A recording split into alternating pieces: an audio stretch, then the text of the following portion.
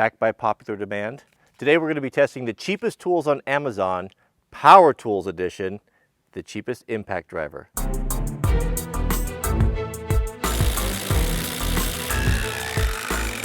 Allow me to introduce the impact driver.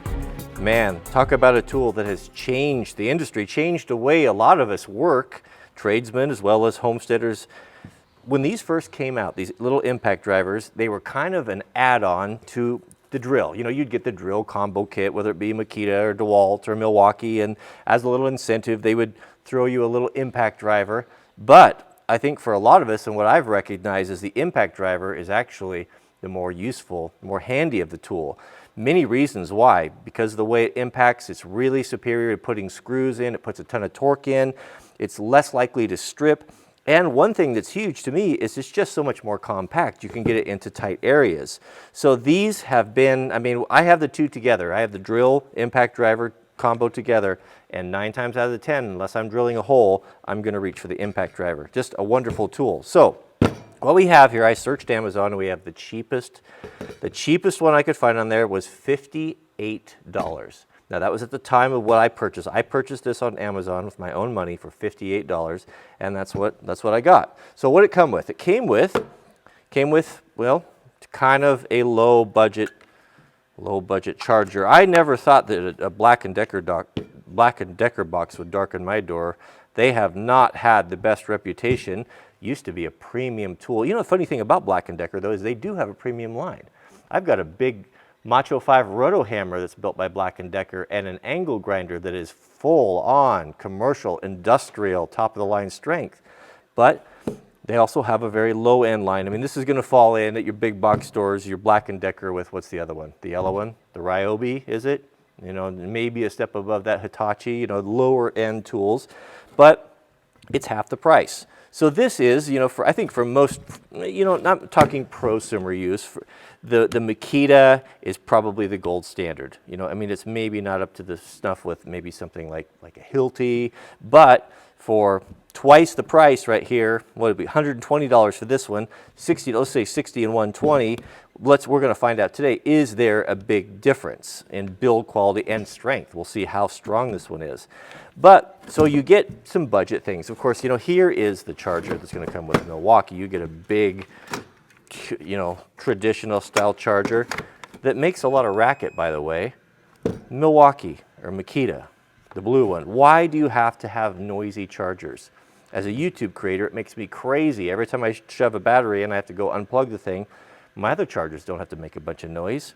You know, stop it, stop it. So with the Black & Decker, you get just the little homeowner version. It's adequate, it works. I mean, you have to, of course, you know, it takes 2 hands to put it in, but it's not that bad. But we do get a lithium battery.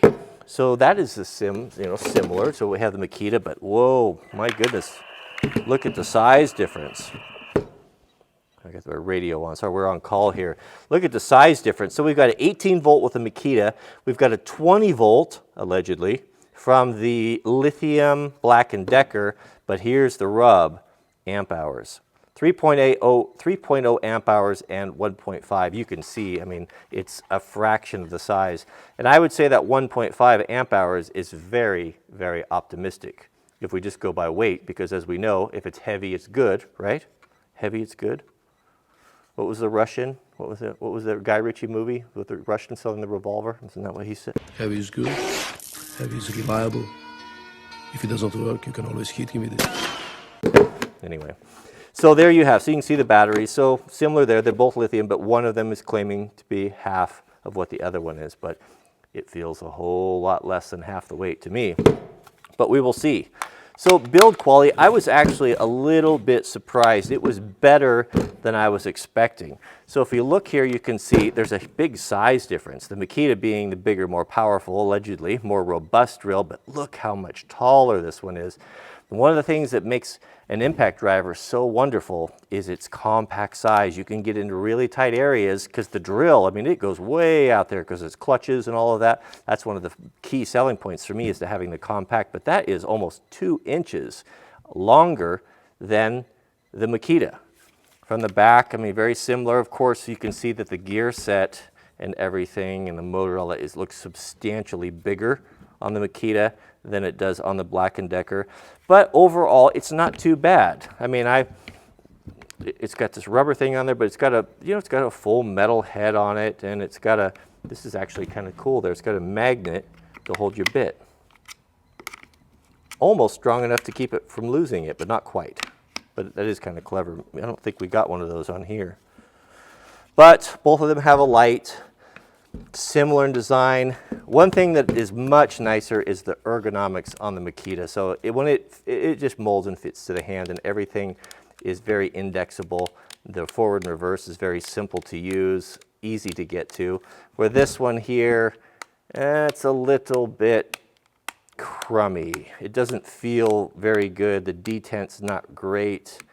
But that could come, that might wear in with use. This one's got a few more miles on it than the Black & Decker, but yeah, it's okay. Overall, the chucks look very similar. This one's knurled. This one's got the ridges. I don't really care so much about that, but it was not as bad as I thought it was going to be. I thought it was going to be really, really crummy, but it's okay. Some of that huge saving, of course, is going to be the battery.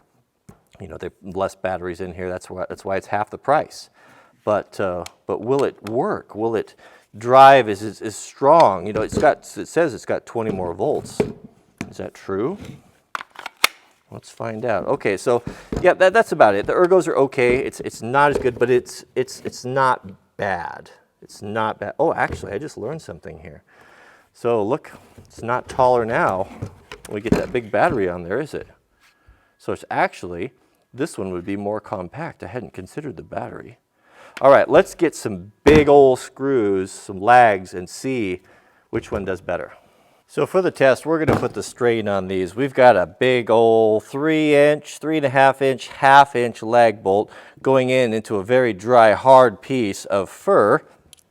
We'll drive it in there with our non-impact socket. Yes, it's not an impact socket. You're going to have to deal with it. We do need to test Snap-on's warranty policy from time to time, make sure it's up to snuff here. All right, let's start with the Black & Decker. This is asking a lot for a little impact drill. This is a pretty big screw with no pilot hole, but let's see how it does. Look at that. It's so powerful it split the wood. That's not very good. All right, let's try putting it in the middle this time.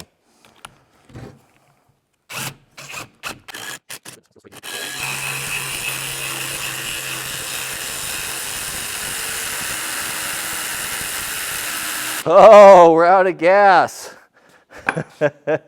It doesn't want to do it. It doesn't like that screw at all. All right. Oh, the compressor's on.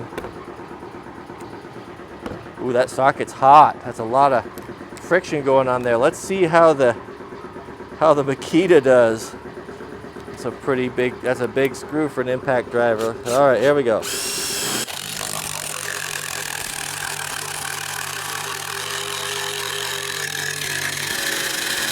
Oh, that's all she wrote there, but a lot more powerful. So you could just feel the the vibration in the thing. It doesn't feel near as positive or as nice or as well built or balanced as the Makita did. It didn't like that big half-inch lag screw. Side note though is they did put, look at that, they put Christmas lights inside of it. Can you see that? You could pick this out at night. You could have a dance party. They didn't do that. In Makita, it doesn't have Christmas lights inside of it. Not that I can see anyway. All right, let's go to the ultimate torture test. So let's go for a tug of war here against the two. This is not my idea here. This actually, I've stolen this from the channel I subscribe to, AVE. I didn't know about this channel until many of you recommended him to me.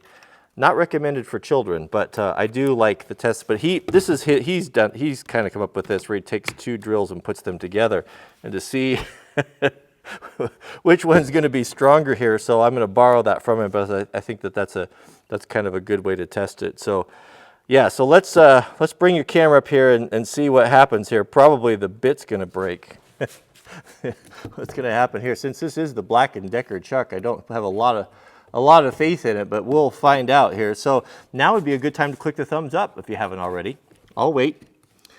I've got time here. I'll wait till you go down there and click that. All right, you got that done? All right, so also put in the comments what you'd like to see, what's the next power tool, the cheapest power tool we should put up against a good one. And I'll get that ordered and we'll do a video on it. I'm gonna do a few more of these because it is so hot here.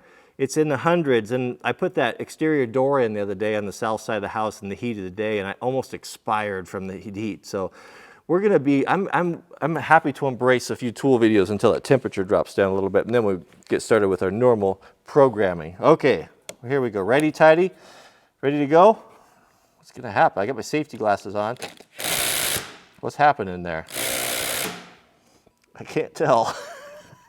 I can't tell what's going on here. Okay, that's turning. Well, how about we just do it till one of them blows up and we'll see what happens.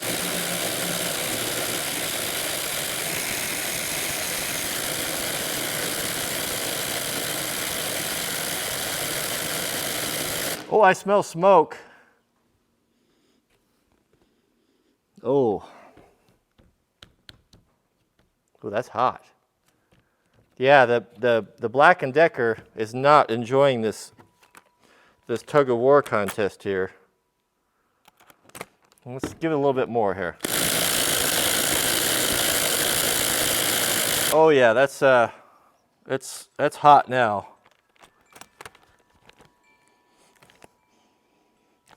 I'd have to say that yeah, it's the smell, a bad smell coming out of the Black & Decker. And it is hot, too hot to touch. Oh, that's hot too. They're both hot. Well, what did we learn from this? So, in conclusion here, I guess what's my impression on this? It's hard to say. That is hot. Oh, they're both hot, actually. It's hard to say. I have, first off, I know a lot about the Makita because I've had it for a long time and I have really abused it. For example, when we put Jack's bridge down in there, I was running in those 8-inch timber screws and it was hot that day. It was like 98 degrees. And I ran in 2 boxes of them. So like over, maybe like 100 screws or so, just one after another in that heat. And the drill, it was almost too hot to touch, but it never started smoking, it never failed, and it just drove screw after screw after screw. I was really impressed, and it was literally too hot to touch. I had to put it in the shade and cool down. I have had a couple of these, and I've dropped them off of ladders. I've never had a problem with them. They are an excellent, excellent product of the Makitas. I have no complaints whatsoever. So, but they're on the expensive side, $120, let's say $130 or so with a battery and 1 charger. This, on the other hand, I don't have any more experience with it than just what we did today, but I have to say it's a lot better than I was expecting it to do. Now, driving a 1-inch lag screw with an impact gun of this size, these little ones, is asking a lot, but the Makita was able to do it. How many times would it do it? I wouldn't, you're not going to do a whole box of 50 of these. But the little one, even though it's rated allegedly at 20 volts and has half the battery capability, it's still, it got in okay. Chances are you're going to be driving something more on this size, maybe more like your 3/16 1/4-inch screws, which it probably would do fine, especially if you drilled a pilot hole. But I have to say, just overall build and finish and usability and ergonomics and all of that, it's not that bad. It really isn't that bad. I'm reluctant to keep drilling with it or keep doing the tug of war with it because I think it's pointless to burn it up because this is a tool that I would use. I'm going to grab this one first, of course, but I'll throw this into my bag and I will use it and we can report back on that. That's hot too, on how it holds up. But for $60, $58, I think what it was on Amazon, with a lithium battery for just non-commercial work where you're not going to have to really rely upon a battery that needs to last you all day long. If it's just little jobs here and there, hanging a picture or putting a screw in or putting together something or working out in the shop, I'd say that's probably $60 well spent for just kind of your homeowner grade type of tool that will probably work just fine. But I'll try it out and we'll see see how it goes. But I have to say it's pretty good. It's actually pretty good for the money to get a lithium tool that's an impact driver that just performed reasonably well, in my opinion. So let me know in the comments what you'd like to see tested next. We'll go up against, if I don't have the high-end tool, I will get one. And then we'll do the low end and we'll do some torture tests and see if there are any little hidden gems out there in the inexpensive tool market. So, all right, that's it. Thanks for watching, and we'll see you guys in the next video.